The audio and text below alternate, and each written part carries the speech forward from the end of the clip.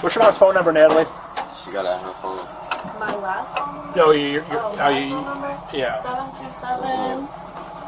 727-554. Your phone number? No, you need a house phone number. Oh, Somebody I can contact for. 596. 72. Yeah, appreciate it. Thank you.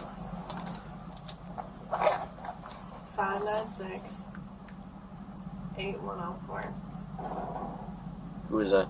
That's the house phone. It's gonna ring the whole house. Either Mimi, Papa. Do they know what's going on? They know what's going on? Do you think they know what's going on? Why did you tell him you gotta run him? You don't say that on camera. Alright, here you go. Can I hit my neck? You don't. No. You don't say that on camera, bro. You gotta hit the court. It's gotta be fucked up. So you don't say that on camera. All right. So you have that. All right. He lit the infinity up. So.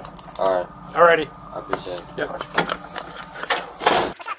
On April 23, 2023, a traffic stop escalated into a criminal arrest after a driver attempted to flee from law enforcement, raising critical questions about constitutional rights and decision-making. Over here. How old are you? 18. All right. Hands behind your back.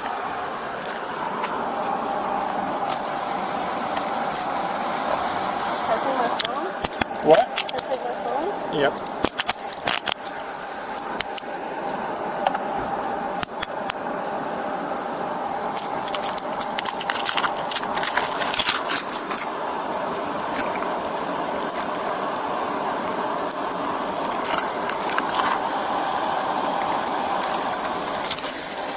All right. Can I get my phone real quick? Hold on. I will get it for you, okay? I'm going to go back to my car. Nothing on you, right? In your pockets? No. Okay. Have a seat. Don't think. You're under arrest. Have a seat. Have a search. Yeah, you can see it. Is that 446? While you are being questioned, A firm welfare check. you cannot afford one. To hire Code one 4. will be appointed to you to represent you before any questioning. If you wish, you can decide at any time to exercise these rights, not answer any questions, or make any statements. You understand these rights as I read to you? Mm-hmm. You have these rights in mind, you wish to talk to me.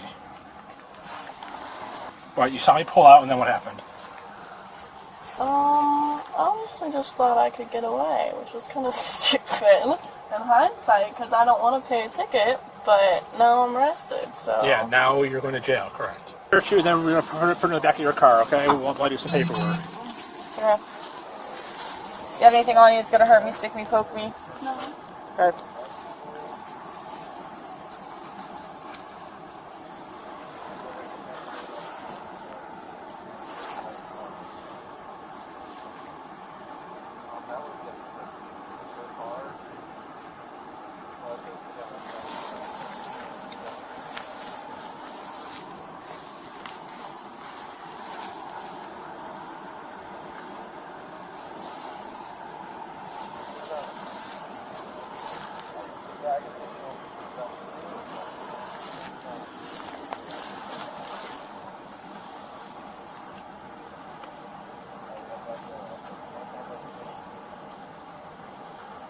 Anything in your shoes?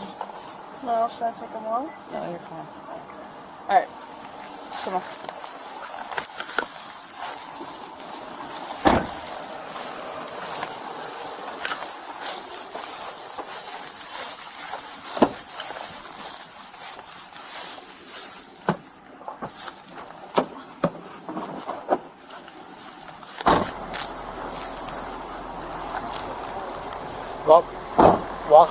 Walk over the bench on the other side of my car, okay? You have a way home? Yeah? No?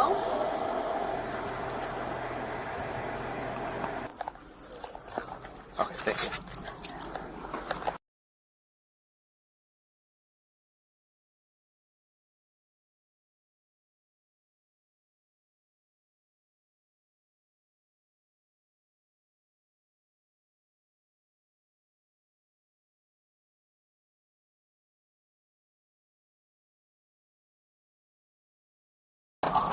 What's your last phone number, Natalie? She got it on her phone. My last phone number? No, my phone number? yeah. 727-554. Your phone number? No, No. you need a house phone number. Oh, Somebody got your 59. contact phone. 596. 72. Yeah, appreciate it. Thank you. 596. 8104. Who is that? That's the house phone. It's Okay. gonna ring the whole house. Either Mimi, Papa. Do they know what's going on? Answer it. They know what's going on? Do you think they know what's going on? Why did you tell him you got run him? You don't say that on no camera. Alright, here you Can I go. hit my neck? You don't. No, You no. can't- You don't say that on camera, bro. You gotta hit the court. It's about to be fucked up. So, You don't say that on camera. all right, so you have that. All right, He lit the infinity up. so, Alright, alrighty. I appreciate it. Yep. Under the Fourth Amendment, traffic stops constitute seizures that must be supported by reasonable suspicion. Once a driver flees, probable cause for arrest is established. The officer immediately orders the subject to place her hands behind her back for handcuffing. Pennsylvania versus Mims, decided in 1977, authorizes this action. Under Mims, officers conducting lawful traffic stops may order vehicle occupants to exit without additional suspicion. However, immediate handcuffing indicates arrest, not mere detention. Before conducting any search, the officer asks about weapons or sharp objects. This is standard protocol serving dual purposes: officer safety and establishing good faith. The search incident to arrest is lawful under Arizona versus Gant. Officers may search arrestees contemporaneously with arrest for weapons and evidence without a warrant. Once the subject is secured in the patrol vehicle, the officer must address Fifth Amendment requirements before any custodial interrogation can begin. Miranda versus Arizona, decided in 1966, established 4 mandatory advisements: right to remain silent, statements used against you, right to attorney, and appointed counsel if indigent. The officer delivers all required Miranda elements. While his pacing is rapid and runs elements together, the advisement is legally sufficient as all components are present. The subject responds affirmatively when asked if she understands her rights and wishes to speak. This constitutes a valid waiver, though explicit verbal confirmation is preferable. Courts recognize implied waivers through conduct when the totality of circumstances demonstrates the waiver was knowing, intelligent, and voluntary. With Miranda waived, the officer asks what happened. The subject provides a complete confession. "I honestly just thought I could get away, which was kind of stupid." This statement proves both actus reus and mens rea for fleeing and eluding. She admits seeing the officer, attempting to escape, and her intentional criminal state of mind. Fleeing and eluding statutes typically require 3 elements: emergency equipment activated, marked patrol vehicle, and willful attempt to flee. Her confession eliminates any reasonable doubt. The prosecution now has direct testimonial evidence of every element needed for conviction. The systematic search reveals no contraband. The officer maintains professional demeanor throughout, avoiding confrontational language or unnecessary force. During booking procedures, someone warns the subject about speaking on camera. This highlights a critical principle. Body cameras record continuously, and all statements are evidence. Even casual remarks made during transport or booking can be used in court. The Fifth Amendment right to silence applies throughout custody, not just during formal interrogation. The officer receives a grade of B+. He conducted a lawful arrest based on probable cause and properly administered Miranda rights with all required elements. His search incident to arrest was systematic and appropriately scoped. He maintained officer safety protocols while treating the subject with professional courtesy. Areas for improvement include Miranda pacing. Best practice is pausing after each element and confirming understanding individually rather than delivering as a run-on statement. The subject receives a grade of D-. Her decision to flee transformed a minor traffic citation into a criminal conviction with severe consequences. A traffic ticket typically costs $100 to $300 with no criminal record. Fleeing and eluding carries jail time, thousands in fines, and permanent criminal history. Her second critical error was providing a full confession without invoking her right to silence or requesting an attorney. While honesty may be admirable morally, legally it was catastrophic. She gave the prosecution everything needed for conviction on a silver platter. Once arrested, she was cooperative and compliant, showing some judgment. However, these positives cannot overcome her fundamental failures in decision-making. Key lessons from this case. First, fleeing from a traffic stop is almost never rational. The consequences of evasion invariably exceed the original violation. Second, understand Miranda rights before waiving them.